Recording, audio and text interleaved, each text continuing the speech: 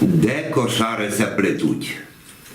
Іза село Пелахуста, хоть росте адде капуста, не голубки на столі, у Ізан у голові. Верба челядь ту годує, чунно тому коси чує. Іза то не писій хвуст, пела неї вариш хуст, много меншу славу має, бо за Ізу вонь світ знає. Кошарки, що ту плетуть, делемся не продавуть. Не в Європі, а не близь, нігде то не найдеш нись, бо у кожному дворі лозу плеле у селі. Сість сохтаж вже в стовки року, діда-прадіда в року дітям се передає, з нього житися дає.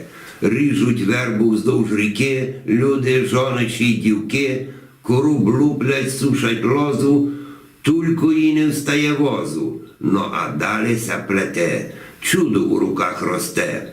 Коси видів, так казали, майстру таких не зустрічали.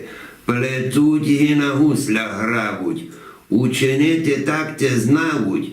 Побзераш, мож удуріти, чудуються нерем діти. І кошарчики, кошари, усякої ту суть твари, гойдалки, стульці і столи, чим не видівся ніколи.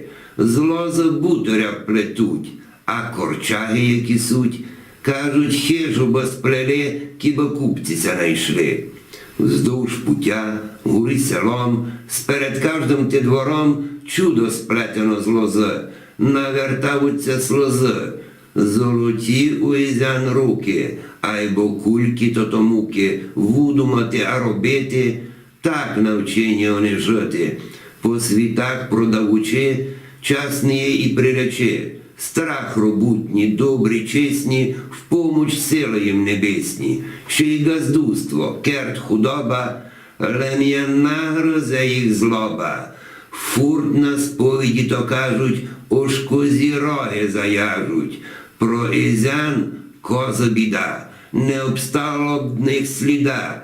Козоту не бічалують, за рогатих най не чувуть, напасть це сегів гинь, лозу гризуть вонь пут пень, лавуть козам проклинавуть, на їм зуби повпадавуть. Бо без верби як ту жити, кіть не плести, що чинити?